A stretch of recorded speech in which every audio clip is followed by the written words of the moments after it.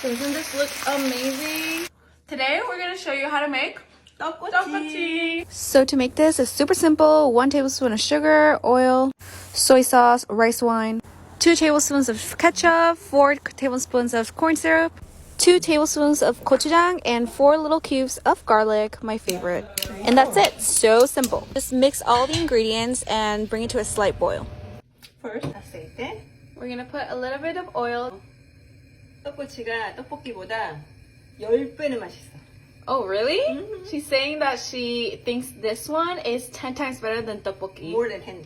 More than 10. And now we're just gonna fry the rice cakes for a few minutes until they get golden brown.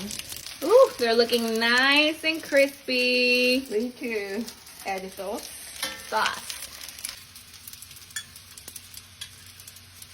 Wow.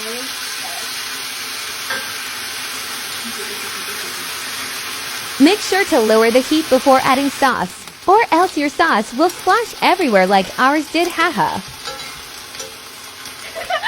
It's spraying too much. Be careful. Okay, let's try.